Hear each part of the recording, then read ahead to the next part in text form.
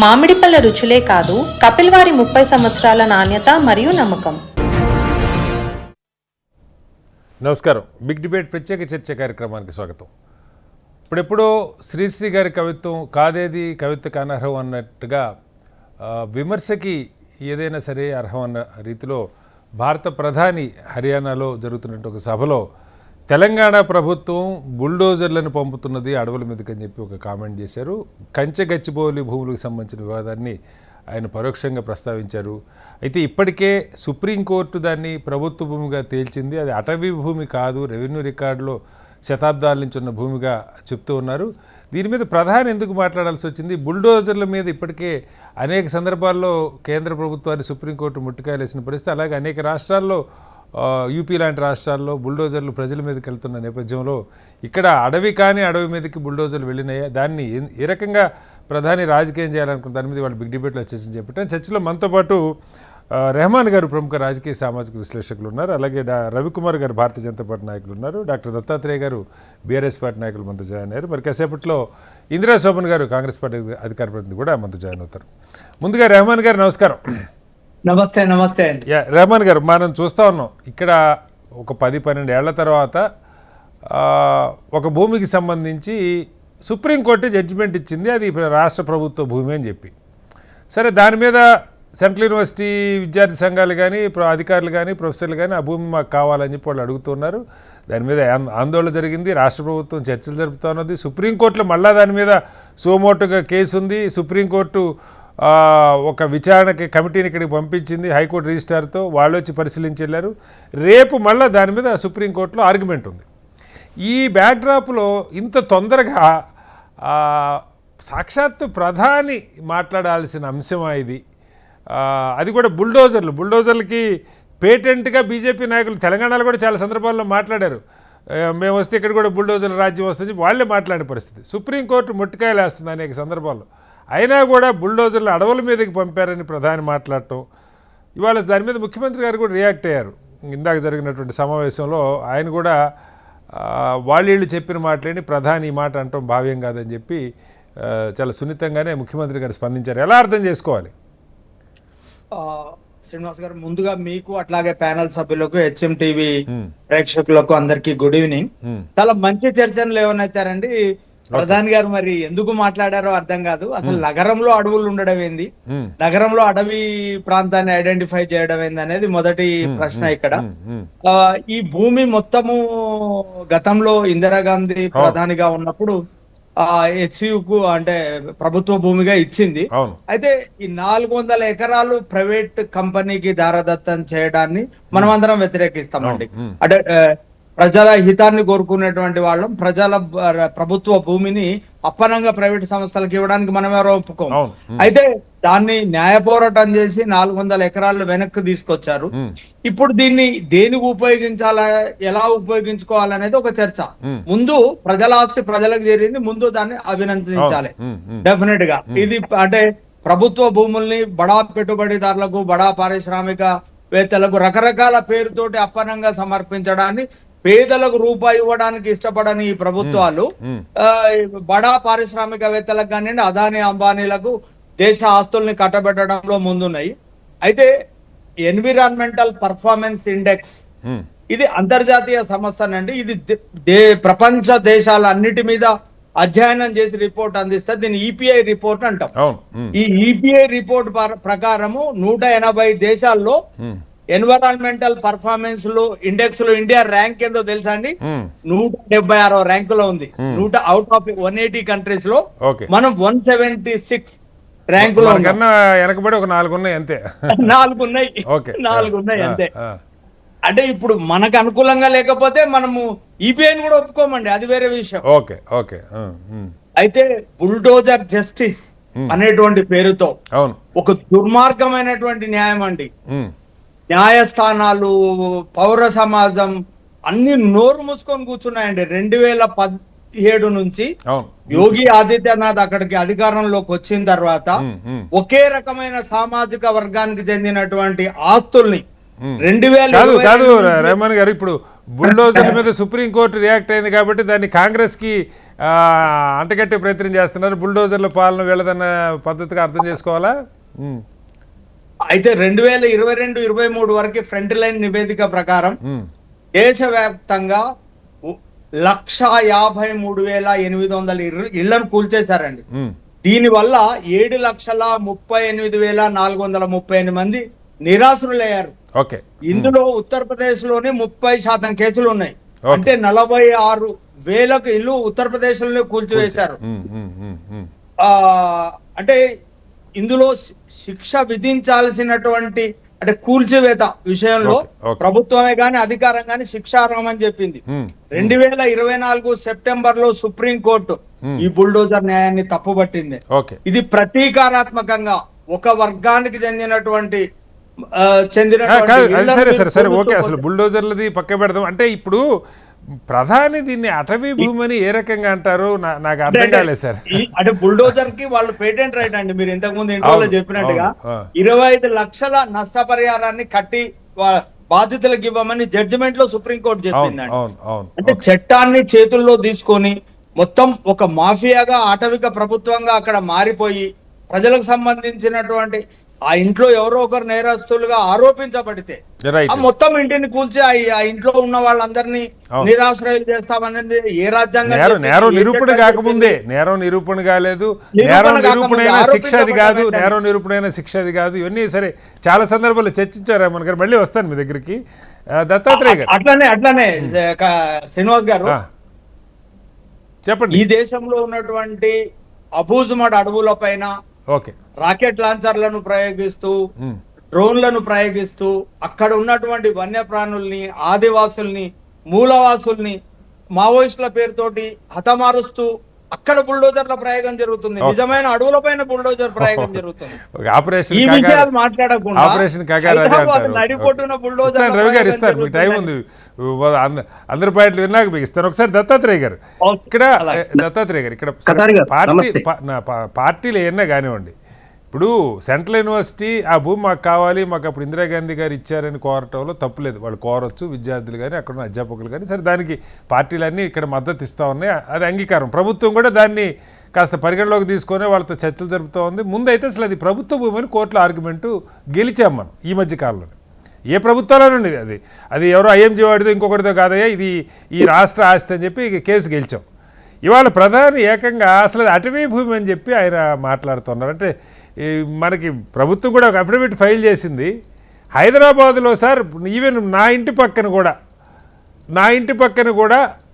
ఒక చిన్న గుట్ట ఉంటే ఆ గుట్టలో వచ్చి పాములు కనపడతాయి, ముంగేసులు కనపడతాయి, అప్పుడప్పుడు నెమళ్ళు కూడా కనపడతాయి.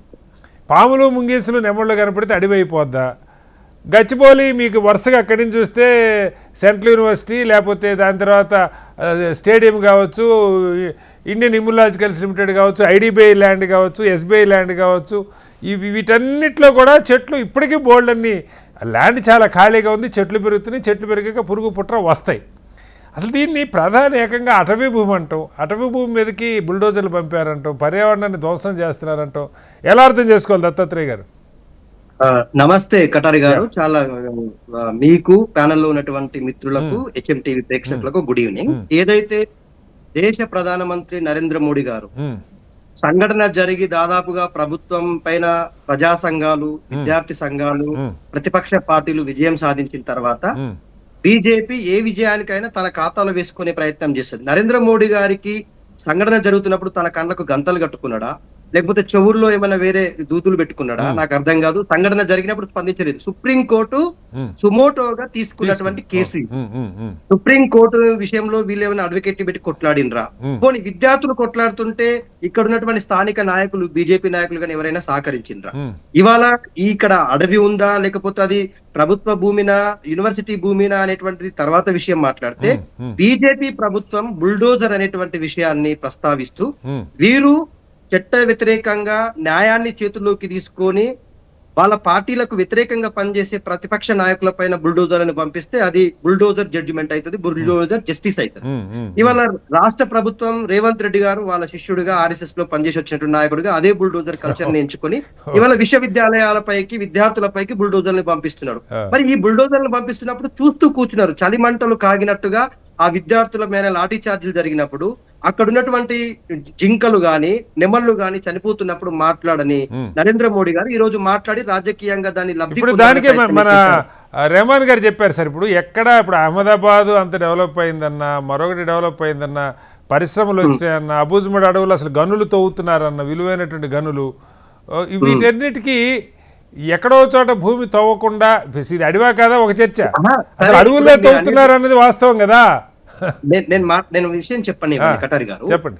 నరేంద్ర మోడీ అనేటువంటి వ్యక్తి తన యొక్క జేబులో ఉన్నటువంటి ఆదాని అంబానీలకు దేశ సంపద మొత్తాన్ని ఏ విధంగానైనా చట్టాన్ని తన చేతుల్లోకి తీసుకొని అప్పచెప్తాడు. మనం చూస్తున్నాం కదా, ఆకాశంలో ఉన్న ఎయిర్లైన్స్ నుంచి భూమి లోపల ఉన్నటువంటి బొగ్గు గనుల వరకు దాదాపుగా ఆయన అధికారంలోకి వచ్చిన తర్వాత 16 లక్షల కోట్ల విలువ చేసే ప్రభుత్వ రంగ సంస్థలు అన్నింటినీ కూడా దారాదత్తం చేసిండు. అందులో భాగంగా మనం చూసాము, ఓడరేవులు పోయినాయి, స్టేడియాలు పోయినాయి, రోడ్లు పోయినాయి, విద్యుత్ సంస్థలు పోయినాయి, ఇక మైనింగ్స్ పోయినాయి, అన్ని కూడా ఆదాని అంబానీలకు అప్పనంగా అప్పచెప్పిండు. అప్పుడు పర్యావరణ చట్టాలు గుర్తుకు రాలేదు, అటవీ చట్టాలు గుర్తుకు రాలేదు, ప్రజల సమస్యలు గుర్తుకు రాలేదు, ప్రజలు గుర్తుకు రాలేదు. ఈ రోజు నరేంద్ర మోడీ గారికి ఇవాళ అధికారంలో ఇవాళ కాంగ్రెస్ పార్టీ ఉంది కాబట్టి కాంగ్రెస్ పార్టీ ఫెయిల్యూర్ గా చూపించడానికి అటవీ చట్టాల గురించి, అడవుల గురించి మాట్లాడుతూ ఉన్నాడు తప్ప తెలంగాణ రాష్ట్ర ప్రజల మీద ప్రేమతో కాదు. ఒకటి. రెండోది, BRS పార్టీగా ఇక్కడ ఉన్నటువంటి HCU భూముల విషయంలో విద్యార్థి సంఘాల విజయం ఇది. ఆ తర్వాత BRS పార్టీ బలమైన ప్రతిపక్షంగా వాళ్ళకు వెన్నుదన్నుగా నిలబడ్డాం. ఇవాళ నరేంద్ర మోడీ అనేటువంటి వ్యక్తి బుల్డోజర్ కల్చర్ గురించి మాట్లాడితే దయ్యాలు వేదాలు వల్లించినట్టుగా దేశం మొత్తం మాట్లాడుతుంది. ఇది వాళ్ళకి ఆ రైట్ లేదు. వాళ్ళు బుల్డోజర్ కల్చర్ ని దేశానికి పరిచయం చేసిందే నరేంద్ర మోడీ. బ్రాండ్ లాగా ప్రమోట్ చేశారు. బుల్డోజర్ ఒక బ్రాండ్ లాగా ప్రమోట్ చేసిన పరిస్థితి. ఒక నిమిషం, మొన్న ఒక పెళ్లిలో డిఫరెంట్ గా చేయాలని బుల్డోజర్లతో ఒక ఆయన ర్యాలీ తీసిండు. రైట్ దత్తాత్రేయ గారు చెప్ప కంప్లీట్ చేయండి. ఇప్పుడు ఇవాళ వాళ్ళ ఎమ్మెల్యే గారు ఎవరు, హైదరాబాద్ ఓల్డ్ సిటీ లో ఉన్నటువంటి గోషామాల్ ఎమ్మెల్యే అయినటువంటి రాజా సింగ్ గారు బుల్డోజర్ల గురించే మాట్లాడతారు. నరేంద్ర మోడీ గారు బుల్డోజర్ గురించే మాట్లాడతారు. ఉత్తరప్రదేశ్ లో బుల్డోజర్ కల్చరే కొనసాగుతుంది. దేశంలో న్యాయాన్ని, చట్టాన్ని చేతుల్లోకి తీసుకునేటువంటి వ్యక్తులకు ఈ దేశంలో మాట్లాడే రైట్ లేదు. ఒకటి. ప్రధానమంత్రి గారు అయినప్పటికీ కూడా ఆయన దీన్ని రాజకీయ అవసరానికి వాడుకున్నాడు తప్ప ఇక్కడ పోరాడుతున్న విద్యార్థులకు మద్దతు ఇవ్వాల్సి ఉండే, పోరాడుతున్న విద్యార్థులని నువ్వు పోల్చాల్సి ఉండే. అరే మీది విద్యార్థుల విజయం, ఇది విద్యార్థుల పోరాటం అని వాళ్ళు గుర్తుకు రారు.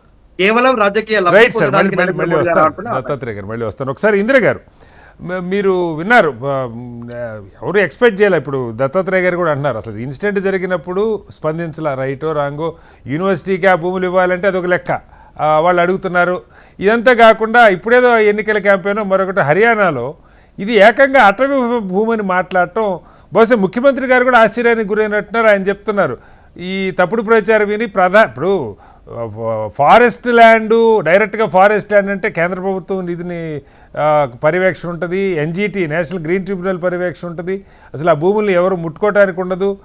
హైదరాబాద్ నడిబొడ్డులో ఎప్పుడో 30, 40, 50 ఏళ్ల క్రితం ఇచ్చినటువంటి భూములకు సంబంధించి వాటిల్లో అటవీ భూమి ఉంది, ఇది అటవీ భూమి అని చెప్పి ప్రధాని మాట్లాడటం అంటే మీకేమనిపిస్తుంది ఇందిర గారు? ఫస్ట్ ఆఫ్ ఆల్ ప్యానెల్లో ఉన్నటువంటి సోదరులకు అలాగే HMTV ప్రేక్షకులకు గుడ్ ఈవినింగ్ అండి. ఒక ప్రధానమంత్రి స్థాయిలో ఉన్నటువంటి వ్యక్తి అంటే ఫస్ట్ ఆఫ్ ఆల్ మనం తెలుసుకోవాల్సింది ఇక్కడ ఏంటంటే బీజేపీ అని అంటే కంప్లీట్ జూటా పార్టీ అనేది పలుసార్లు చెప్పినాం మనం. ఆ స్టేట్మెంట్ బీజేపీ అంటే బడా జూటా పార్టీ అన్నది వాళ్ళ లైన్ లోనే ఉన్నది. పోనీ అధికారంలో ఉన్న ప్రధానమంత్రి స్థాయిలో ఉండి అది ఏ భూమి, అడవి భూమా లేకపోతే అలా మామూలుగా వదిలేస్తే ఆ గడ్డి గాదం పెరిగి చెట్లు చేమలు పెరిగి ఒక కంచెలాగా ఉన్నటువంటి కంచె భూమి అనేది తెలియలేనటువంటి పరిస్థితిలో ఉంటే మరి తెలంగాణ రాష్ట్రం నుంచి నాయకులు రాసిచ్చిన స్క్రిప్ట్ చదువుతున్నది మనం అర్థం చేసుకోవాలి. లేదు అని అంటే అన్ని తెలిసి కూడా ఇక్కడ అధికారం కావాలి కాబట్టి ఇక్కడ ప్రభుత్వాన్ని బ్లేమ్ చేయాలనే ఉద్దేశంతో మాట్లాడుతున్నారని మనం అర్థం చేసుకోవాలి. కాబట్టి ఇక్కడ భారతీయ జనతా పార్టీ ఇచ్చినటువంటిదైనా కూడా నరేంద్ర మోదీ గారి నిజంగానే చిత్తశుద్ధి మోదీ గారికి యూనివర్సిటీల పైన ఉంటే ఫస్ట్ మీరు చేయాల్సింది ఏంటి, అక్కడ ఉన్నటువంటి జరుగుతున్నటువంటి పరిస్థితులను ఒక సుమోటగా తీసుకొని ఏం జరుగుతుందన్నది మీరు ఒక కమిటీని ఇక్కడికి పంపించుండొచ్చు. పిఎంఓ ద్వారా మీరు ఎవరైనా ఇక్కడికి పంపించినారా? పంపించలే. సుప్రీంకోర్టు సుమోటగా తీసుకొని వాళ్ళు ఎంక్వైరీ రిజిస్టర్ ని పంపించి ఏం జరిగిందో మాకు పంపమని చెప్పేసి సుప్రీంకోర్టు అడిగింది. ఇక్కడ సుప్రీంకోర్టుకు అక్కడ స్పందించడానికి కూడా ముఖ్య కారణం ఏంటి అని అంటే, ఒక జర్నలిస్ట్ అనేటువంటి ఒక వ్యక్తి తన ఒక వీడియోని పోస్ట్ చేయడం ద్వారా ఆ వీడియో తను నిజం తెలుసుకొని మళ్ళీ డిలీట్ చేసిన తర్వాత కొద్ది మంది సెలబ్రిటీస్, సినీ సెలబ్రిటీస్ అయి ఉండొచ్చు,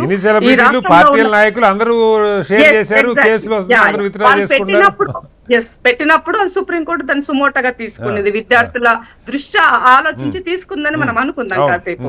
కానీ పూర్వపరాలు తెలుసుకోకుండా అక్కడ నిజంగానే జంతువులు ఉన్నాయా, జంతువుల పట్లనే ఇదంతా అమానుషం జరిగిందా, బుల్డోజర్లు వాటిపైన పోయినాయా, ఇది ఏది తెలుసుకోకుండా వేగ్గా స్పందించి మాట్లాడి ఎన్నిసార్లు అబాస్పాలు అవుతారు వీళ్ళు. కేంద్రంలో అధికారంలో ఉన్నారు అని అంటే బాధ్యత లేకపోతే ఎట్లా మీకు? ఇవాళ పక్కన మహారాష్ట్ర ఉందండి. మహారాష్ట్రలో ఒక రోడ్డు వర్క్ కోసము ఇవాళ మీరు ఏమంటారు, రోడ్డు రవాణా శాఖ దానికి సంబంధించి సెంట్రల్ కేంద్ర పరిధిలో జరిగేటువంటి రోడ్డుకి ఇవాళ లక్షల మొక్కలను ఇవాళ మీరు నరుకుతున్నారు అక్కడ. మరి దాని గురించి మరి మీరు చెప్పాలి కదా.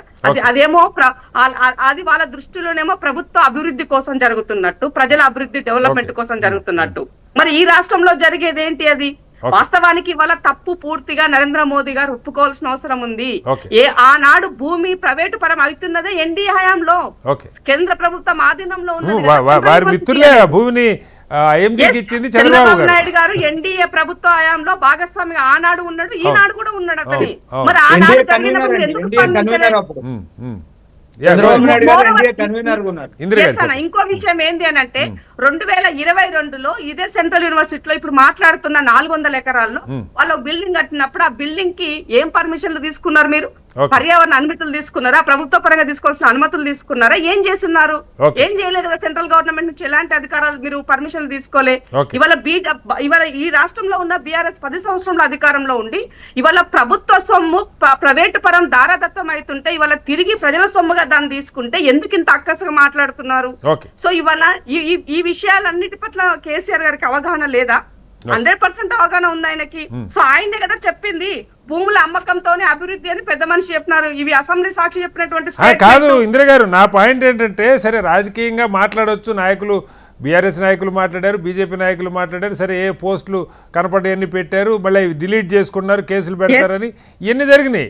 ఏకంగా ప్రధాని వీళ్ళందరికన్నా భిన్నమైనటువంటి స్వరం మేము చేయాల్సింది ఏంటి అంటే, ఇప్పుడు మేము చేయాల్సింది ఏంటంటే సత్వరమే ప్రధానమంత్రి గారు చేసినటువంటి అబద్ధపు ప్రచార వ్యాఖ్యల పైన ఇమీడియట్ గా న్యాయస్థానాన్ని ఆశ్రయించాలి. ఎందుకనంటే ఒక స్థాయిలో ఉండి ఇలాంటి అబద్ధపు మాటలు చెప్పి ప్రజల్ని భయభ్రాంతులకు గురి చేసి ఇవాళ మీరు చేసేటువంటి సాధించింది ఏంది దేశంలో అడుగుతున్నాం మేము. ఇవాళ ఇదే బుల్డోజర్లతోటి పక్కన యూపీలో ఇండ్లు కూలగొడితే మన సుప్రీంకోర్టు స్పందించి ఏం చెప్పింది? ప్రతి ఇంటికి 10 లక్షలు ఏమని చెప్పించింది. ప్రతి కూలగొట్టిన ప్రతి ఇంటికి 10 లక్షలు ఇవ్వమని అడిగింది.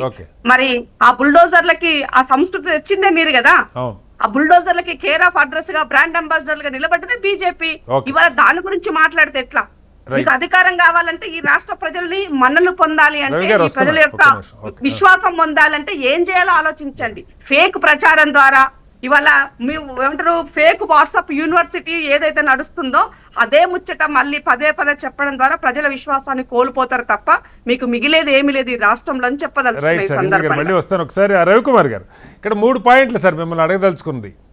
ఒకటి, కేసు అసలు సుప్రీంకోర్టు పరిధిలో ఉన్నది. మామూలుగా రాజకీయంగా ఇక్కడ మనకి తెలంగాణలో ఏ నాయకులు దీని గురించి మాట్లాడలేం. మీరు చెప్పినట్టు ఆ బుల్డోజర్లు వెళ్ళినప్పుడు పార్టీలో గొడవడు చేసిన, హడావుడి చేశారు, విద్యార్థి సంఘాలు ధర్నాలు చేశారు, దీక్షలు చేశారు. ఇప్పుడు అంతా ప్రశాంతంగా ఉంది, కోర్టుల పరిధిలో ఉన్నది వాస్తవంగా. సుప్రీంకోర్టు రేపు కూడా హీరింగ్ ఉంది దీని మీద. ఈ బ్యాక్డ్రాప్లో ప్రధాని మాట్లాడటం, అది కూడా అటవీ భూమిని మాట్లాడటం, బుల్డోజర్లు పంపించారంటాం, ఒకటి న్యాయ పరిధిలో ఉన్న దాని మీద మాట్లాడవచ్చా? నెంబర్ 1. నెంబర్ 2, కోర్టుని ఏమన్నా ఇన్ఫ్లుయెన్స్ చేయడానికి రేపు హీరింగ్ ఉంది దాని మీద సుప్రీంకోర్టులో. ఇన్ఫ్లుయెన్స్ చేయదలుచుకున్నారంటే ఏం చెప్తారు? సీరియల్ మీకు ఒక్కటి గుర్తు చేస్తా, బీజేపీ వాళ్ళకి లైన్ ఒకటి ఇస్తా మీకు ఇక్కడ. మొన్న ముఖ్యమంత్రి గారు ఒక పార్టీకి సంబంధించి అంటే ఫిరాయింపులకు సంబంధించి వచ్చిన దాంట్లో అసలు కోర్టు ముచ్చట ఎక్కడ తీసుకోకుండా అసెంబ్లీలో ఏం చెప్పారు, గతంలో జరిగింది ఇప్పుడు ఎందుకు వస్తాయి ఎన్నికలని అడిగినారు. దాన్ని చాలా పెద్దగా సీరియస్ ఇష్యూ చేశారు. ఇవాళ సుప్రీంకోర్టులో ఉన్నటువంటి ఇష్యూ పట్ల ఓపెన్ గా స్టేట్మెంట్ ఏ రకంగా చేస్తారు అంటే ఇక్కడ వాయిలేట్ జరిగినట్టే కదా. కాబట్టి తప్పకుండా సుప్రీంకోర్టు ఆయన పైన యాక్షన్ తీసుకోవాలని నేను డిమాండ్ చేస్తున్నాను. రవి గారు, ఇక్కడ ఈ పాయింట్లతో పాటు మీ పార్టీ నాయకులతో సహా బీఆర్ఎస్ నాయకులు కిషన్ రెడ్డి గారు లేకపోతే బండి సంజయ్ గారు మిగతా వాళ్ళంతా పెట్టిన పోస్టులు డిలీట్ చేసుకున్నారు. కిషన్ రెడ్డి గారు ఇవాళ కూడా మాట్లాడారు దాని మీద కేసులు పెట్టని ఎదుర్కోవడానికి సిద్ధమని. ఏదో వీడియోలు వస్తే ఆ వీడియోలు అందరూ పెట్టేశారు. అది అడవి భూమని ప్రచారం జరుగుతుంటే ఆ ప్రచారం ఏకంగా ప్రధాని దాకా వెళ్ళింది. మరి ఆయన తెలిసి మాట్లాడారా తెలియక మాట్లాడారా, అటవీ భూమని మాట్లాడారు. ఎలా జస్టిఫై చేసుకుంటారు రవికుమార్ గారు? శ్రీనివాస్ గారు నమస్తే. ప్రేక్షకులకి అదేవిధంగా ప్యానెల్ లో ఉన్న మిత్రులకు నమస్తే. చెప్పండి. చాలా ప్రశ్నలు లేవనెత్తారు. నాకు కొంచెం సమయం ఎక్కువగా కేటాయించారు. చెప్పండి, పర్వాలేదు, మీరు మీ సమయం ఆన్సర్లు చేయండి. ముందుగా మోడీ గారు మాట్లాడిన విషయాల్ని మనం డీకోడ్ చేయడంలో కొంచెం విఫలమవుతున్నట్టుగా అనిపిస్తా ఉంది. మోడీ గారు ఏమన్నారో కొంచెం స్పష్టంగా చెప్తాను ఒకసారి. ఆయన ఏమన్నారంటే అంటే విశ్వాసఘాతుకానికి పాల్పడుతుంది కాంగ్రెస్ పార్టీ ఉన్న రాష్ట్రాల్లో, తెలంగాణ కావచ్చు, హిమాచల్ ప్రదేశ్ కావచ్చు, కర్ణాటక కావచ్చు, ఈ ఎక్కడెక్కడైతే కాంగ్రెస్ పార్టీ అధికారంలో ఉందో అక్కడ ప్రజల యొక్క విశ్వాసఘాతుకానికి పాల్పడుతుంది. ఏ విధంగా అన్నారు, ఏ కాంటెక్స్ట్ లో అన్నారు నేను చెప్తాను, కొంచెం నాకు టైం ఇవ్వండి. సరే, ఇది 4th మార్చ్ ఒక పత్రికలో వచ్చింది, నేషనల్ పత్రికలో, అంటే రాష్ట్ర నాయకులు ఇచ్చారని చెప్తున్నారు కాబట్టి చెప్తాను. నేషనల్ పత్రికలో హిందూలో వచ్చింది, 4th మార్చ్ లో వచ్చింది. ఇదేంటంటే తెలంగాణ గవర్నమెంట్ ఈ యొక్క కంచగచ్చబోలిలో 400 ఎకరాల భూముల్ని అమ్మకానికి వేలంపాట కోసం పెట్టింది. దానికి సంబంధించిన కన్సల్టేషన్ కోసం పెట్టింది అనేది నేషనల్ పేపర్ లో వచ్చిన వార్త. కరెక్టే సార్, దాన్ని కాదంటలే నేను. చెప్పండి రవికుమార్ గారు, మాట్లాడండి. హలో రవికుమార్ గారు. సిగ్నల్ ప్రాబ్లం ఉన్నట్టుంది. రవికుమార్ గారు, మీ సిగ్నల్ ఫ్రీజ్ అయింది. 9,000 కోట్లు అంటే 9,995 కోట్ల రూపాయల బాండ్స్ వేలంపాటకు పెడితే దాంట్లో 169 కోట్లు కమిషన్ బోను, వివిధ ట్యాక్సులు బోను, 8,476 కోట్ల రూపాయలు బాండ్స్ వేలంపాటలో తెలంగాణ ప్రభుత్వము అప్పుగా తెచ్చుకున్నది at 9.3%. అయితే సార్ ఇప్పుడు నా ప్రశ్న అది కాదు సార్, అది అటవీ భూమి అని ప్రధాని మాట్లాడింది, చెప్పండి. నేను చెప్తున్నాను ఏంటంటే ఒక్కసారి వెనక్కి వెళ్ళి రేవంత్ రెడ్డి గారు మాటలు ఒక్కసారి గుర్తు తెచ్చుకోండి సార్. ఆయన ఏమన్నారంటే తెలంగాణ ప్రభుత్వ భూమి అంటే మన తాతలు తండ్రులు ఇచ్చినటువంటి ఆస్తులు, వాటిని కాపాడుకోవాలి. ఇలా అమ్ముకుంటూ పోతే కాదు సార్. రవి గారు, ఈ చర్చ మీరే నా స్టూడియోలో ఉన్నారు, మనం అంతకు ముందు కూడా చర్చించాం. ఇప్పుడు నా పాయింట్, కంచెగచ్చిబౌలి 400 ఎకరాల అటవీ భూమా, దాన్ని ఏదో చోటామోటా నాయకులు ఏదో మాట్లాడంటే అర్థం చేసుకోవచ్చు, ప్రధాని ఆ మాట మాట్లాడవచ్చునా? దాని మీద మీరు చెప్పండి సార్. కొత్త అటవీ చట్టము 2023 ప్రకారము ఎక్కడైనా అడవి సహజంగా ఏర్పడితే దాన్ని పరిరక్షించుకోవాల్సిన బాధ్యత ఆ రాష్ట్ర ప్రభుత్వానికి. డిక్లేర్ చేశారు, అర్బన్ ఫారెస్ట్ అని డిక్లేర్ చేశారా? అటవీ శాఖ రికార్డుల్లో ఉన్నదా? ఎక్కించారా? వీటికైతే సమాధానం కావాలి సార్. నేను ఏమంటున్నాను మళ్ళీ ఒకసారి వినండి సార్. శ్రీనివాస్ గారు, చాలా ఇంపార్టెంట్ పాయింట్ చెప్పండి. అటవీ చట్టము 2023 అమెండ్మెంట్ ప్రకారము 2023 అమెండ్మెంట్ ప్రకారము కొత్త అడవులని మనము సృష్టించాలి. ఎక్కడైనా అటవీ శాఖ రికార్డ్స్ లో లేకున్నప్పటికీ సహజంగా అటవీ ప్రాంతంగా ఏర్పడితే దాన్ని కూడా బయోడైవర్సిటీ కింద దాన్ని మనము రక్షించుకోవాలని చెప్పేసి కొత్త అటవీ చట్టం చెప్తున్నది. 2023 కొత్త అటవీ చట్టం, అది మొన్న జరిగిన దాన్ని బట్టి నేను చెప్తున్నాను. ఒకటి, దాని ప్రకారం అక్కడ అడవి అనేది ఒకటి డెవలప్ అయింది. అక్కడ జీవులు, అదే విధంగా అడవిలో ఉండాల్సినటువంటి జీవులు. ఎందుకు వీడియోలు డిలీట్ చేశారు సార్ నాయకులంతా? ఒకే ఒక్క మాట ఎన్విరాన్మెంట్ వాళ్ళ ప్రకారంగా ఫారెస్ట్ డిపార్ట్మెంట్ లో ఈ ల్యాండ్ ఫారెస్ట్రీ బౌండరీలో ఉన్నదా ఈ సర్వే నెంబర్ అన్నది మీరు కన్ఫర్మ్ చేసి చెప్పండి. నిజంగానే అది అందులో ఉంటే అది ఫారెస్ట్ ల్యాండ్, బట్ అది ఫారెస్ట్ ల్యాండ్ లో లేదు. లేని వాళ్ళు దాన్ని మాట్లాడితే ఫారెస్ట్ ల్యాండ్ అని ఎలా మీరు చెప్తారు? ఇంద్ర గారు దానికి రవి గారు సమాధానం మాట్లాడండి. first. రవి గారు go ahead. So only we want that only. నాకు అవకాశం యా, ఇవ్వండి. నాకు రవి గారు చెప్పండి, నాకు తెలిసిన చెప్పండి. నేను ప్రశాంతంగా విన్నా. ఒకటే విషయం చెప్తాను సార్, అది అటవీ ప్రాంతమా కాదా అనేది ఇంకా సుప్రీం కోర్టులో ఉంది కాబట్టి, ప్రిజుడైస్ ఉంది కాబట్టి, విషయం తెలిసిన విషయం ప్రకారం కాదు సార్, రవి గారు సారీ మిమ్మల్ని అడ్డుకున్నందుకు 3-4 నెలల క్రితమే అదే సుప్రీంకోర్టు ఇది రాష్ట్ర ప్రభుత్వ భూమిని డిక్లేర్ చేసింది. మీరు ఇప్పుడు కొత్తగా అటవీ ప్రధాని మాట్లాడుతున్నారు. Yes. ఎట్లా అంటే ప్రధాని కొంచెం గారు ఏమంటున్నారంటే ఆ, పర్యావరణాన్ని పరీక్షించేటువంటి అటవీ భూముల పైన బుల్డోజర్లతో దాడి చేస్తున్నారు, ఒక యుద్ధానికి పోయినట్టు దాడి నేను అదే అంటున్నా, ఇది అటవీ భూమి అని ప్రధాని ఎలా డిక్లేర్ చేస్తారు? నా పాయింట్ అదే రవి గారు. నాకు ఇవ్వండి, నాకు ఒకసారి నాకు మొత్తం పూర్తిగా వింటే మీకు అర్థమవుతుంది, లేకపోతే అర్థం కాదు. మధ్యలో మీరు ఎంటర్ చేస్తే అసలు అర్థం కాదు. చెప్పండి.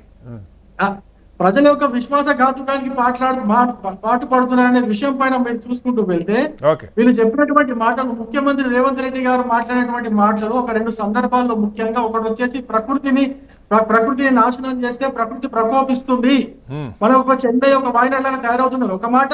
దాని తర్వాత ప్రభుత్వ భూములు మన తాతల తండ్రుల ఆస్తులు, వాటిని కాపాడుకోవాలి మాట్లాడినటువంటి వ్యక్తి ఇంకొక మాట కూడా మాట్లాడింది ఏంటంటే, మనము అప్పులు చేసి అధిక వడ్డీలకు అప్పులు చేసి అంతకుముందు ఉన్నటువంటి ప్రభుత్వం నా చర్చ వాళ్ళది కాదు సార్. ప్రభుత్వ భూములు అమ్మొచ్చా లేదు. 2 పాయింట్లు సార్. మామూలుగా విమర్శకి చాలా పాయింట్లు ఉంటాయి సరే. ఆయన కాంగ్రెస్ రాష్ట్ర ప్రభుత్వాలు, ఏపీ తెలంగాణ కావచ్చు, కర్ణాటక, హిమాచల్ ప్రదేశ్ అవినీతికి పాల్పడ్డారు, డబ్బులు వసూలు చేస్తున్నారు, లేదు ఢిల్లీ పంపిస్తున్నారు, ఇవన్నీ సాధారణంగా రాజకీయంగా మాట్లాడే మాటలు. ఇది ప్రస్తుతానికి ప్రభుత్వం గెలుచుకున్న భూమి. ఇప్పుడు ఇందాక మన రవికుమార్ గారు అన్నారు, దాన్ని ఏదైనా అడ్డగోలుగా అమ్మితే దాని మీద ఎలాగూ ప్రతిపక్షాలు పౌర సంఘాలు మాట్లాడతాయి. ఇవన్నీ కాకుండా ఇంకా చాలా మొగ్గ దశలోనే ఉన్న అంశం మీద ప్రధాని మాట్లాడటం, రేపు సుప్రీంకోర్టు హీరింగ్ ఉన్న నేపథ్యంలో ఏంటంటే దీన్ని ఇంకొక లైన్లో ఏమైనా ఇన్ఫ్లుయెన్స్ చేసే ఆలోచన, లేకపోతే అలాగే ఆయన 2013 భూసేకరణ చట్టం గురించి కూడా మాట్లాడారు. మనం తెలంగాణలోనే చూస్తూ ఉన్నాం, ఎప్పుడు ఏ ప్రభుత్వం అధికారంలో ఉన్న భూములను తీసుకుంటుంటే 2013 ఈవెన్ మల్లన్న సాగర్కి సంబంధించి బీజేపీ నాయకులు కూడా అదే మాట్లాడారు. 2013 భూసేకరణ చట్టం ప్రకారం నష్టపరిహారం ఇవ్వాలని. ఇవాళ ఆ చట్టం బాగలేదు, ఇది చాలా దుర్మార్గంగా ఉంది, ఇది పేదలకు అన్యాయం చేసేలాగుందని ప్రధాని మాట్లాడుతున్నారు. ఏంటి అసలు ఎలా అర్థం చేసుకోవాలి? నిజానికి ప్రధాని ఎప్పుడు మాట్లాడినా ఎక్కువ ఆయన డాటా ఉంచుకోరండి, ఆయన దగ్గర డాటా లేకుండా మాట్లాడతారు. అంటే సుప్రీంకోర్టుని ఇది అంటే ఇప్పుడు క్లైమ్ ఎవరి మధ్యలో ఉంది అనేది ప్రధాన అంశం అండి. హెచ్సియు అట్లానే హెచ్సియు విద్యార్థులు అట్లానే ప్రభుత్వం మాదే అని ఇద్దరి మధ్య క్లైమ్ ఉంది. ఇప్పుడు రాష్ట్ర ప్రభుత్వము ఇటు అటవీ శాఖ గాని పర్యావరణ శాఖ గాని ఇంకెవరు గాని చేయట్లేదు. కాబట్టి ఆ ప్రశ్నే తలెత్తది ఇప్పుడు. కాబట్టి గతంలో విద్యార్థులు ఓయూ విద్యార్థులను కాంగ్రెస్ ప్రభుత్వం ఫైరింగ్ లో కాల్చి చంపింది అని అంటే రోసే గాని కిరణ్ కుమార్ రెడ్డి అంటే అని చెప్పి ఆయన ఆంధ్రాలో సభలో పాల్గొన్నప్పుడు మాట్లాడారు. తల్లిని చంపి బిడ్డను బతికించారు, విద్యార్థుల్ని ఫైరింగ్ లో చంపారు కదా కాంగ్రెస్. తెలంగాణ విద్యార్థి అంటే మలిదశ ఉద్యమం అంతా ఆత్మహత్యలు జరిగినాయి. ఆత్మహత్యల కారణాలు ఏంది అనేది తర్వాత ఇది అంటే అప్పుడు ఆయన మాట్లాడినప్పుడు ఆయన దగ్గర డాటా లేదు కాబట్టి ఆయన చాలా సార్లు డాటా లేకుండా మాట్లాడతారు. అందుకే ఆయన ఎక్కువ సార్లు మీడియా ముందుకు రావడం ఇదంతా చెయ్యరు. ఆయన నేను అనుకుంటా అందులో భాగంగానే అక్కడ ఈ సోషల్ మీడియాలో జరిగిన ప్రచారమే కావచ్చు, మిగతా దీంతో అది ఫారెస్ట్ భూమి మీదకి బుల్డోజర్లతోటి రాష్ట్ర ప్రభుత్వం పోయింది అనేటువంటి అపోహలోకి పోయి. కానీ ప్రధాని అలా కనీస వివరాలు తెలుసుకోకుండా మాట్లాడతారని అనుకోవచ్చా రెహమాన్ గారు? అంటే నిజానికి ప్రధాని గారు చాలా సందర్భాల్లో ఇప్పటి వరకు ఆయన ఒక్క ప్రెస్ మీట్ కూడా అడ్రస్ చేయలేదు. అది ఓకే, మీరు చెప్పేది కరెక్టే. అంటే ఒక్క ప్రెస్ మీట్ కూడా దేశ ప్రధానిగా ఆయన అడ్రస్ చేయకపోవడాన్ని కూడా మనం ఎట్లా అర్థం చేసుకోవాలని అర్థం కాదు. అంటే గతంలో కనీసం అంటే ఏ ప్రధానమంత్రి ఉన్నా ఎవరున్నా, మన్మోహన్ సింగ్ గారు ఉన్న మీడియా ప్రశ్నలను ఎదుర్కోవడం, మాట్లాడడం ఇదంతా ఉండదు. ఆయన 1-to-1 ఇంటర్వ్యూలలో కూడా చాలా చోట్ల ప్రశ్న ఏముండాలనో వీళ్ళే రాసిస్తే అదే యాంకర్ అడుగుతున్నటువంటి పరిస్థితులను కూడా చూస్తున్నాం. ఇంతకుముందు రవికుమార్ గారు మంచి మాట అన్నారు, అటవీ ప్రాంతాలపైన యుద్ధానికి వెళ్తున్నారని. అసలు నాగరిక సమాజానికి దూరంగా ఉన్నటువంటి అసలు google.earth.com ఎంటర్ కానటువంటి కొండ కోనల్లోకి, అబూజ్మడ్ అడవుల్లోకి డ్రోన్లు ప్రయోగిస్తూ, రాకెట్ లాంచర్లను ప్రయోగిస్తూ అక్కడ జంతువుల్ని, మూలవాసుల్ని, ఆదివాసుల్ని చంపి అక్కడ ఉన్నటువంటి మినరల్స్ ని, అక్కడ ఉన్నటువంటి ఖనిజ సంపదని ఒక కొత్త ఆర్థిక నమూనాను చూపెట్టడం కోసం, తయారు చేయడం కోసం, అదానీ అంబానీకి ఆస్తుల్ని, అటవీ సంపదని కట్టబెట్టేందుకు ఈ దేశాన్ని మావోయిస్టు రహిత దేశంగా మారుస్తామని బహిరంగంగా నిర్మూలిస్తామని చంపడం ఏంది? ఇక్కడ ఒక చట్టం ఉంది. ఒకవేళ చర్చలు జరపాలి, పౌర సమాజాన్ని ఎంటర్ చేయాలి, మాట్లాడాలి. అట్లా కాకుండా బిడ్డల్ని డివేట్ అవుతున్నాం సార్. కాదు రెహమాన్ గారు, నా పాయింట్ ఇది సబ్జెక్ట్ లో భాగమేనండి. ఇది కూడా మీద యుద్ధం జరుగుతుంది కదా, దాని మీద కూడా మాట్లాడాలి. నిజమైన అడవుల మీద దాడులు జరుగుతున్నాయి, ఇక్కడ లేని కృత్రిమంగా ఒకటి అడవి అని చెప్పి ప్రచారం జరుగుతుంది. దత్తాత్రేయ గారు కాబట్టి డెఫినెట్ గా ఆయన అంటే మాట్లాడినట్టుగానే చూడాలి. అంటే ఇంకొకటి, ఇంతకు ముందు సోదరి ఇందిరా శోభన్ గారు అన్నట్టు రేపు హియరింగ్ జరుగుతున్నటువంటి అంశం పైన ఒక ప్రభుత్వ వైఖరిగా కోర్టులు ఇన్ఫ్లుయెన్స్ కు గురయ్యే అవకాశం ఉంటది, ప్రభుత్వ వైఖరిగా భావించేటువంటి ప్రమాదం ఉంటది. కాబట్టి కోర్టులో విచారణలో ఉన్నటువంటి అంశాల పైన ప్రభుత్వం కొత్త వైఖరులను ప్రకటించడం కూడా ఆక్షేపణీయం, అభ్యంతరకరం. ప్రభుత్వ భూమి కావాలి, లేకపోతే విద్యార్థులకు రావాలా? ఇది మొత్తానికి తెలంగాణ భూమి. ఇది కేంద్ర ప్రభుత్వము పర్యావరణం పేరుతోటో, అటవీ పేరుతోటో ఇంకో సంస్థ తీసుకోవడానికి అయితే తెలంగాణ పౌర సమాజం ఆమోదించదు, అంగీకరించదు. రైట్ దత్తాత్రేయ గారు, ఇక్కడ మంచి పాయింట్ రెహమాన్ గారు రైజ్ చేసింది. ఇప్పుడు ఆ కేసు వాదిస్తున్నది దానిలో పార్టీలుగా ఉంది, అటు సెంట్రల్ యూనివర్సిటీ లేదంటే రాష్ట్ర ప్రభుత్వం, IMG ఒకటి. ఇది కాకుండా ఇప్పుడు కొత్తది వచ్చి ప్రధాని మాట్లాడి, ఇప్పుడు మన రవి గారు చెప్పినట్టు 2023 చట్టం ఏదో, ఆ చట్టం ప్రకారం ఇది అటవీ ఉంటే అది సెంట్రల్ యూనివర్సిటీది కాదు, ప్రభుత్వానికి కాదు, మరి దాన్ని ఏం చేయదలుచుకున్నారో మనకు తెలియదు. అంటే అసలు ఇది నిజంగా దానికోసం ఉద్దేశించిందా, లేదు తెలంగాణలో అభివృద్ధికి సంబంధించి? ఇప్పుడు బీఆర్ఎస్ పార్టీ మరొకటైనా రెండు విషయాలండి కటర్ గారు. మీరు అడిగిన క్వశ్చన్ నాకు అర్థమైంది. నరేంద్ర మోడీ గారికి ఇది అటవీ భూమినా, ప్రభుత్వ భూమినా, యూనివర్సిటీ భూమినా అవగాహనతో మాట్లాడితే బాగుండేది. ఒకటి ఏంటంటే, ఈ ఉద్యమానికి దేశవ్యాప్త మద్దతు లభించింది. మీరు చూడండి, irrespective of any university, a common man can supported any conditions, without any condition పూర్తి స్థాయిలో సపోర్ట్ చేశారు దేశవ్యాప్తంగా. ఎందుకంటే అది సెంట్రల్ యూనివర్సిటీ కావడం, అందులో ఉన్నటువంటి విద్యార్థులు అన్ని రాష్ట్రాలతో సంబంధాలు ఉండడం, అన్ని రాష్ట్రాల విద్యార్థులు సోషల్ మీడియాలో గానీ మిగతా మెయిన్ స్ట్రీమ్ మీడియాలో చూసి దానికి మద్దతు ఇచ్చారు. బీజేపీ ప్రభుత్వము, కాంగ్రెస్ ప్రభుత్వము రెండిటి మధ్య జరిగినటువంటి ఈ ఒప్పందం ఇది. ఎందుకు అంటున్నాము? 400 ఎకరాలను 165 కోట్ల నుంచి 170 కోట్లకు TIA అనేటువంటి ఒక బ్రోకరేజ్ సంస్థ ఈ 400 ఎకరాల భూమిని అప్పనంగా అప్పజెప్పాలనేటువంటి ప్రయత్నం చేసింది. అది వాస్తవం అని చెప్పేసి బలమైనటువంటి ప్రతిపక్షంగా మేము బయట పెట్టినాము. తెలంగాణ రాష్ట్రంలో ఉన్నటువంటి ICICI బ్యాంకుకు ఎలాంటి పత్రాలు సమర్పించకుండానే 10,000 కోట్ల విలువ చేసేటువంటి లోన్ శాంక్షన్ అయింది. ఈ వివరాలు ఏవి తెలుసుకోకుండా ప్రధాని గారు ఇది అటవీ భూమి, అటవుల్లోకి బుల్డోజర్లు పంపిస్తున్నారు అంటే మేము బలంగా నిరూపించడానికి ఒక ప్రయత్నం చేస్తున్నాం, ఆధారాలు సేకరిస్తున్నాం. దీంట్లో ప్రధానంగా బీజేపీ పార్టీ ఎంపీనే మధ్యవర్తిత్వం వహించిండు అనేటువంటిది వాస్తవం. తెలంగాణ ప్రజలు విశ్వసిస్తున్నారు. బీజేపీ పార్టీకి ఇప్పుడు ఏమైందంటే, రెండు కేంద్ర పార్టీలు, ఇటు కాంగ్రెస్ పార్టీ ప్రభుత్వ భూమిని, యూనివర్సిటీ భూమిని అప్పనంగా లాగేసుకొని ప్రైవేట్ సంస్థలకు అప్పచెప్పాలనేది ఒకటి. రెండోది, మధ్యవర్తిత్వంగా బీజేపీ పార్టీకి సంబంధించిన ఎంపీనే మధ్యవర్తిత్వం చేయడం, బ్రోకరేజ్ చేయడం అనేటువంటిది రెండు. ఈ రెండు అంశాల ద్వారా రెండు పార్టీలు పూర్తి స్థాయిలో తెలంగాణ ప్రజల ముందు, దేశం ముందు. కాదు సార్, మిమ్మల్ని ఒక ప్రశ్న అడుగుతాను దత్తాత్రేయ గారు.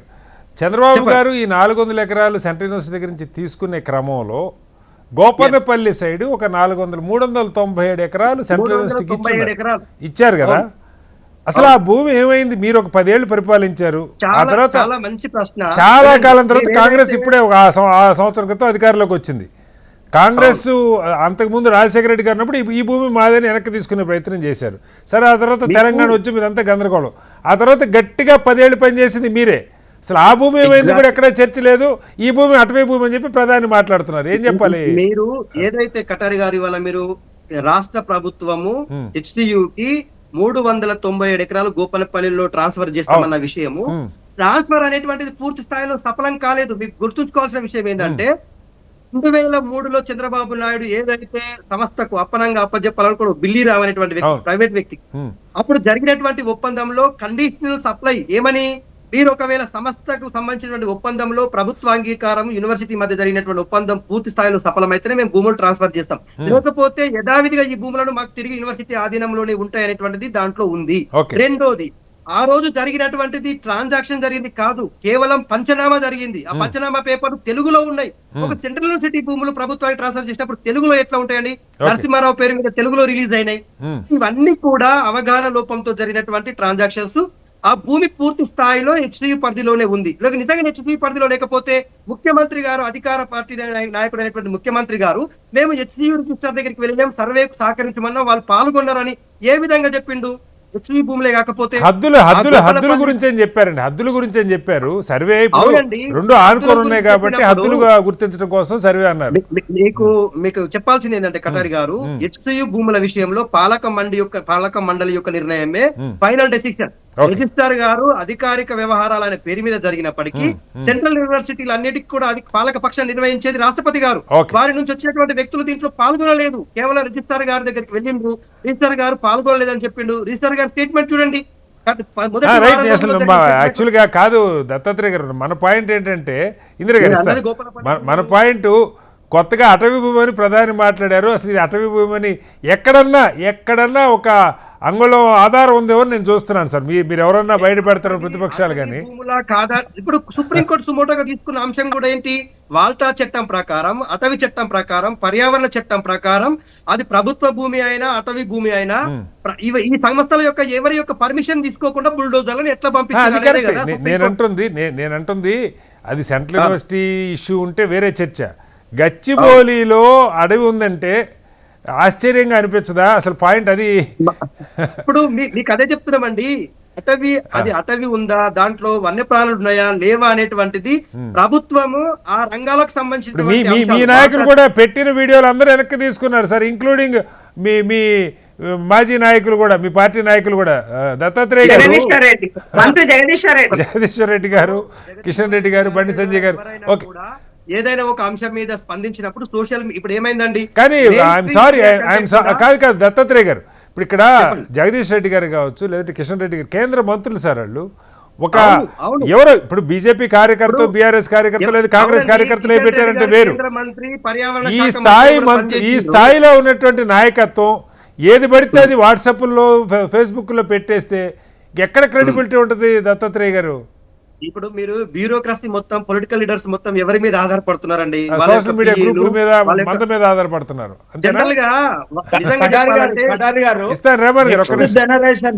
నెక్స్ట్ జనరేషన్ ప్రధాన సమస్యనే ఫేక్ న్యూస్ అండి. ఓకే ఒకసారి ఇందిరా గారు దీని మీద ఇప్పుడు ఉండాలన్నది మా ఇంటెన్షన్. 2013 అనేది ల్యాండ్ అక్విజిషన్ యాక్ట్ అనేది 2014లో ఎప్పుడైతే NDA government first time form అయిందో అప్పుడే దీన్ని మార్చాలన్న కుట్ర అప్పుడే జరిగినప్పుడు పార్లమెంట్ పెద్ద ఎత్తున ఆ రోజు పోరాటం చేస్తే వాళ్ళు వెనక్కి తగ్గారు ఆ సందర్భంలో. ఇప్పుడు ఎలాంటి పత్రము లేనప్పుడు ఒక చట్టాన్ని ఈ ప్రజల ముందు యూపీఏ గవర్నమెంట్ పెట్టింది. ఎన్డీఏ గవర్నమెంట్ వచ్చినాక నువ్వు నిజంగానే మంచి చేయాలి, ఇంకా బెటర్మెంట్ చేయాలనుకుంటే దాంట్లో సవర్లు ఏం చేయాలో చెప్పాల్సిన అవసరం ఉంది మీకు. అది వదిలేసి 2013 యాక్ట్ లో ఏం చెప్తుంది? మార్కెట్ రేట్ ఏదైతే ఉందో దానిని నీవు రాష్ట్ర ప్రభుత్వాలు ఎన్హాన్స్ చేసుకొని ఇవ్వడానికి నీకు అవకాశం ఉందని ఇచ్చింది అక్కడ దాంట్లో. సో అది నువ్వు అమెండ్మెంట్ చేయాలనుకుంటే నువ్వు మన చట్టపరంగా నువ్వు ఏం చేస్తావో చెప్పాల్సింది పోయి 2013 అనేది యూపీఏ తెచ్చింది, చెడ్డ తీసుకొచ్చింది అని అంటే నువ్వు ఇంతవరకు లెక్క తోకలేదు, తొండేం లేదు మీరు చేసే పనులకి. మేము ఈ సిస్టమ్ లో మేము ఒక చట్ట రూపకంగా ఒక జీవో మీ ముందు పెట్టినాం. చేయడానికి ఒక ప్రయత్నం చేయాలి. ఒక చిన్న సబ్మిషన్ చెప్పండి. ఆ చట్టం ఊరికే రాలేదండి. నందిగ్రామ్ సింగూరులో రైతులు భూముల్ని లాక్కుంటే రైతులు విల్లంబులతోనే ఆదివాసీలు, సంతాల్ తెగల ప్రజలు తిరుగుబాటు చేసి అక్కడ ఉన్నటువంటి రైతులకు భూములు ఇస్తామని అధికారంలోకి వచ్చినటువంటి సిపిఎం ప్రభుత్వాన్ని కూలదోసి ప్రజలు వీరోచితంగా పోరాడి ఆ కార్ల కంపెనీకి వ్యతిరేకంగా పోరాడి సాధించుకున్న విజయం.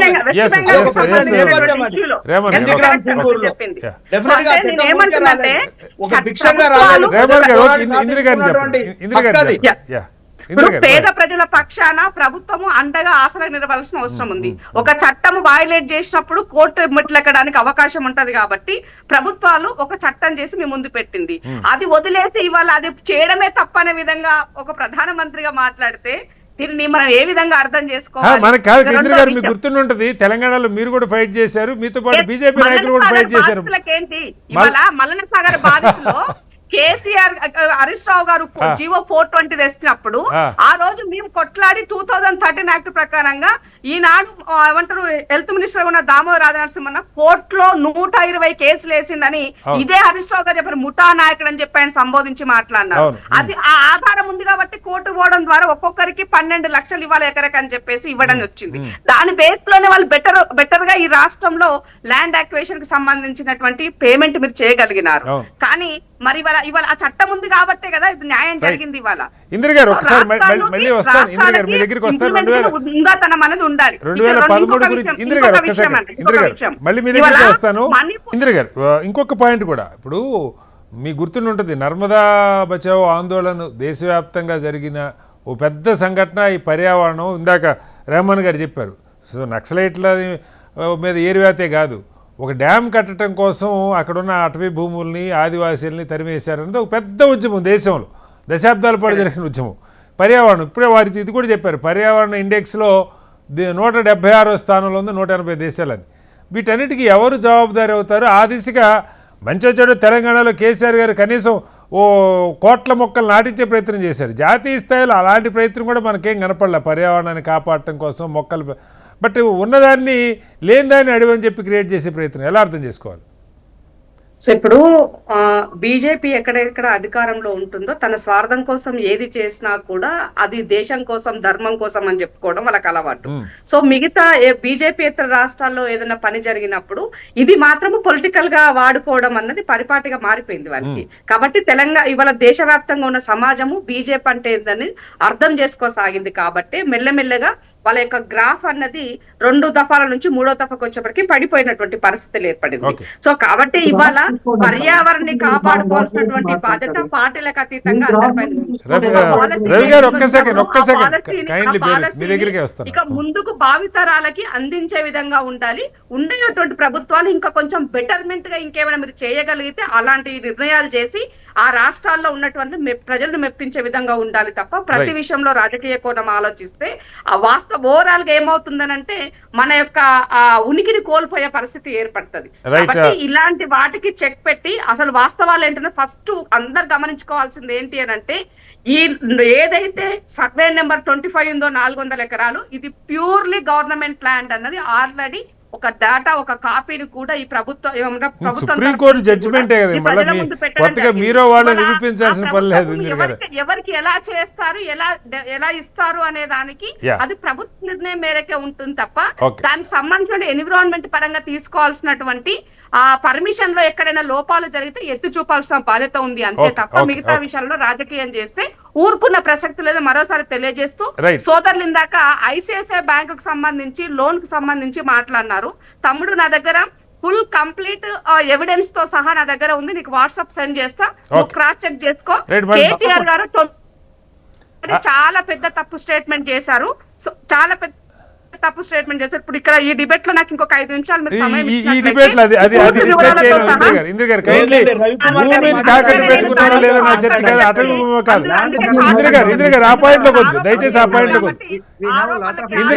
ఇంద్ర గారు దీన్ని తాకట్టు పెట్టారా లేదా నా చర్చ కాదు ఇవాళ. నా చర్చ అటవీ భూమి కొత్త అంశం మీదే మాట్లాడుతున్నాం. ఒకసారి రవి గారు 2 పాయింట్లు మిమ్మల్ని అడిగేసి మీకే టైం ఇస్తా. ఒకటి, మీరు ఇందాక చెప్పారు 2023 చట్టం అటవీ చట్టానికి సవరణ చేశారు, దాని ప్రకారం రాష్ట్రాలు చేయాలని. అది కేంద్ర ప్రభుత్వ చట్టమా రాష్ట్ర చట్టమా? First thing. రెండవది 2013 భూసేకరణ చట్టం అది చాలా దుర్మార్గమైన చట్టం అని ప్రధాని మాట్లాడారు. మీరు 11 ఏళ్ళు అయిపోయింది మీరు అధికారంలోకి వచ్చి. ఇందిరాగారు అడిగినట్టు దానికన్నా బెటర్ చట్టం కోసం ఏనాడన్నా ప్రయత్నం జరిగిందా? ఏది నిర్వాసితులకి కాంపెన్సేషన్ ఇచ్చే విషయంలో కానీ భూసేకరణకి సంబంధించి కానీ ఏం చెప్తారు క్విక్గా? 2 ప్రశ్నలు అడిగారు శ్రీనివాస్ గారు, 2 ప్రశ్నలు అడిగారు. ఒకటి వచ్చేసి అటవీ చట్టం గురించి అడిగారు. అటవీ చట్టంలో ఫారెస్ట్ కన్జర్వేషన్ లో ఒక చిన్న మార్పులు చేశారు. దాని ప్రకారము మళ్ళీ నేను చెప్తున్నది దాని ప్రకారం ఎక్కడైతే అడవిలాగా అభివృద్ధి చెందుతుందో దాన్ని కన్సిడర్ చేసుకుంటూ ఇప్పుడు దాన్ని ఉదాహరణగా తీసుకొని ఇప్పుడు మధ్యప్రదేశ్ లో ఒక ప్రైవేట్ ఆర్గనైజేషన్ కి దాదాపు ఒక 1800 హెక్టార్ల భూమిని అటవీ డెవలప్మెంట్ కోసం అడవిని డెవలప్ చేయడం కోసము మధ్యప్రదేశ్ ప్రభుత్వం ఇచ్చిందన్నమాట. అంటే దాంట్లో భాగంగా దీన్ని ఇదే విధంగా కూడా తీసుకోవచ్చు. కంచగచ్చగోలు భూములు కూడా దాంట్లో భాగంగానే మనం రవికుమార్ గారు ఇది కూడా ప్రైవేట్ కి ఇచ్చేస్తారా? రవికుమార్ గారు ఇది కూడా ప్రైవేట్ కి ఇచ్చేస్తారా? చెప్పండి ప్లీజ్. నేను అడ్డం పడాలంటే చాలా అడ్డం లేదు, ఓకే, గో అహెడ్ రవికుమార్ గారు. నూటికి ఎందుకు వస్తారు కానీ రెండో విషయం ఏంటంటే మీరు అడిగిన ప్రశ్న, ఈ యొక్క 2013 భూసేకరణ చట్టం రాష్ట్రాలకి భూసేకరణ చట్టంలో రాష్ట్రాలకి ఆ అధికారం కేంద్ర ప్రభుత్వం ఇచ్చింది. రాష్ట్రాలు నిర్ణయించుకోవచ్చు ఏ ప్రాంతానికి ఎంత నష్టపరిహారం ఇవ్వాలనేది రాష్ట్రాలు నిర్ణయించుకోవచ్చు. ఇదొకటి. మీరు ఒకటి చెప్పారు అంటే ప్యానలిస్ట్ మాట్లాడుతూ రెహమాన్ గారు మాట్లాడుతూ ఇంతకుముందు మొదట్లో మాట్లాడినప్పుడు ఒక విషయం చెప్పింది ఏంటంటే సుప్రీం కోర్టు ఈ బుల్డోజింగ్ దానిపైన తీర్పు ఇచ్చింది. ఒకే వర్గం పైన చేస్తున్నటువంటి బుల్డోజింగ్ యాక్షన్ పైన అన్నట్టుగా మాట్లాడారు. సుప్రీం కోర్టు ఎక్కడ కూడా ఒకే వర్గం పేరు తీసుకోలేదు. సిటిజన్స్ అని చెప్పేసి మాత్రమే ఆ తీర్పులో సుప్రీం కోర్టు చెప్పింది. ఆ బుల్డోజ్ పోయింది ఓన్లీ ఒక వర్గం పై వాళ్ళకి పోలేదు, అన్ని వర్గాల ఒక వర్గం పోయినా 2 వర్గాలు పోయినా కాదు. అది ఆటవిక న్యాయం కాదా రవి గారు? రవి గారు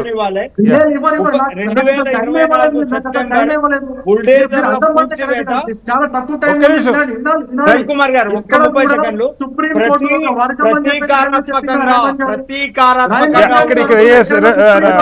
రెహమాన్ గారు మీ పాయింట్ వచ్చింది. రెహమాన్ గారు ఇక్కడ కాదు రవి గారు, నా పాయింట్ అది బుల్డోజర్ ఒక వర్గ ప్రతీకాత్మకంగా అంటే వాళ్ళ మీద కక్ష కట్టారన్న పాయింట్ లో అది కాకపోయినా సరే ఏ వర్గం మీదకి వెళ్ళినా సరే కాదు సార్. ఒక నేరం చేస్తే కోర్టులు శిక్షిస్తాయా, ప్రభుత్వాలు శిక్షిస్తాయా? రైట్, చెప్పండి రవి గారు.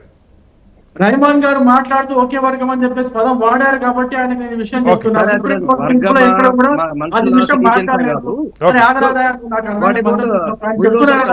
రిక్వెస్ట్ చేస్తున్నా కదా, మధ్యలో వస్తే ఎట్లా? ఇందిరా శోభన్ గారు మాట్లాడుతూ బీజేపీ అంటే జూటా పార్టీ అని చెప్పేసి ఒక వాక్య ఆవిడ పలికారు. జూటా పార్టీ ఎవరిదమ్మా? 100 రోజుల్లో అనేక హామీలు ఇచ్చి పూర్తి చేస్తామని చెప్పేసి ప్రజలను మోసం చేసింది మీద జూటా పార్టీ. నేను అడిగిన రెండో ప్రశ్నకి మీరు సగం సమాధానమే చెప్పారు రవి గారు.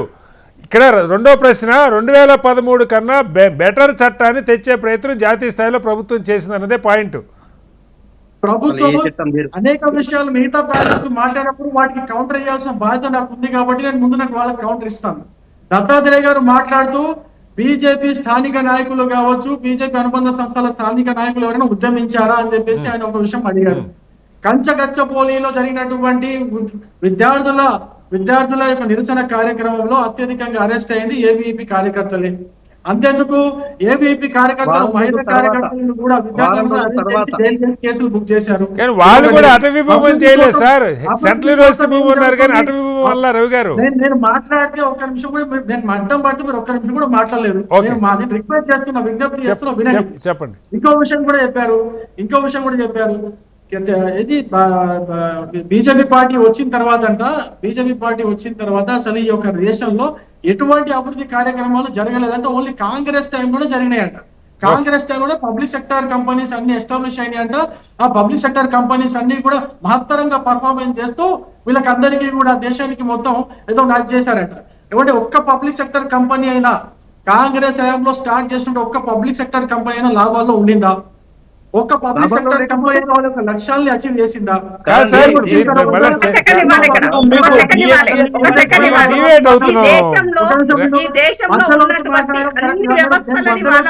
చాలా మాట్లాడుతున్నాయి, మాట్లాడలేదు.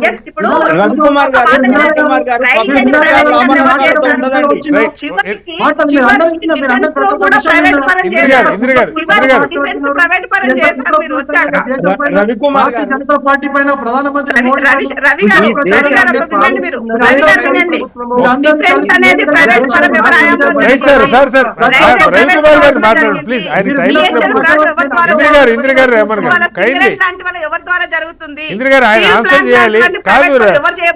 గారు ఇప్పుడు వాళ్ళ హయాంలో పబ్లిక్ సెక్టర్ యూనిట్స్ లాభాల్లో రాకపోతే పోనీ మీ హయాంలో అమ్మే ప్రయత్నం కాకుండా లాభాలు తెచ్చే ప్రయత్నం జరిగిందా? ప్రజాఘాతుకానికి పాల్పడ్డారు. డిఫైన్ చేసుకున్నట్టు డిఫైన్ చేసుకోండి, చేసుకోవాలన్నట్టు ఓకే. ఓకే. అనేక రవికుమార్ విషయాలు గారు, చెప్పి రవికుమార్ అనేక గారు హామీలు పబ్లిక్ ఇచ్చి మోసం సెక్టారే చేశారు. కానివ్వండి, మీరు కేసీఆర్ యొక్క రవికుమార్ గారు వారసత్వాన్ని పబ్లిక్ పుచ్చుకొని సెక్టార్ రవికుమార్ గారు, లాభ please. నష్టాలతో సంబంధం లేదండి. రాష్ట్రంలో అది దేశానికి ఎక్కడ కూడా ప్రజలకు అభివృద్ధి సేవ కాదు, చేస్తుందా కనీసం లేదా అనేది కూడా పూర్తిగా ఇంపార్టెంట్. అమలు రైతు ఏమైందని అడుగుతున్నా నేను. నేను మళ్ళీ కూడా రైతు ఛాలెంజ్ సెక్టర్ చేస్తున్నా. ఏమైంది? కాదు. రైతు సెక్టర్ ఏమైంది వాళ్ళని అడుగుతున్నా నేను. మొత్తానికి కేంద్ర ప్రభుత్వం సాక్షాత్తు ప్రధాని నిన్న చేసినటువంటి ప్రకటన కంచెగచ్చిబౌలి భూములు అటవీ భూములు అన్న అర్థం వచ్చేలాగా ప్రధాని మాట్లాడారు. అటవీ భూముల మీదకి బుల్డోజర్లు పంపారని, దాని మీద రేపు సుప్రీంకోర్టులో హీరింగ్ ఉన్న నేపథ్యంలో ఇది ప్రభుత్వం అధికారులు ముఖ్యంగా ప్రధాని ఇవి కోర్టు పరిధిలో సుప్రీంకోర్టు పరిధిలో అంశం మీద మాట్లాడటం సబ్బా కాదనేది ఒక అంశం అయితే, ఇప్పటిదాకా ఎక్కడ అటవీ భూమి అటవీ లాగా ఉండటం వేరు, అటవీ భూమి అవటం వేరు, పర్యావరణాన్ని కాపాడాలని అందరూ కోరుకుంటారు. అయితే అటవీ భూమిని ప్రధాని వ్యాఖ్యలు చేయటం, ఎక్కడ అటవీ శాఖ అసలు క్లెయిమ్ చేయనటువంటి పరిస్థితి, నేషనల్ గ్రీన్ ట్రిబ్యునల్ దాని మీద మాట్లాడినటువంటి పరిస్థితి, ఈ నేపథ్యంలో రాజకీయాల కోసం నాయకులు ఏదైనా మాట్లాడుతున్న సందేహాలు వ్యక్తం అవుతున్నాయి. అంతిమంగా రేపు సుప్రీంకోర్టు దీని మీద ఏ రకంగా స్పందిస్తుంది? ఇప్పటికే రాష్ట్ర ప్రభుత్వం ఒక అఫిడవిట్ ఫైల్ చేసింది, హైకోర్టు రిజిస్ట్రార్ కూడా ఒక నివేదిక ఇచ్చున్నారు. సుప్రీంకోర్టు దీని మీద ఏ రకమైనటువంటి స్పందన తెలియజేస్తుందో వేచి చూడాలి. చర్చలో పాల్గొన్న రెహమాన్ గారికి, రవి గారికి, అలాగే దత్తాత్రేయ గారికి, ఇందిరా శోభన్ గారికి ప్రత్యేక ధన్యవాదాలు. ఇది వాళ్ళ బిగ్ డిబేట్. రేపు మరోస్తే మళ్ళీ కలుద్దాం. అందరూ నమస్కారం. సెలవు.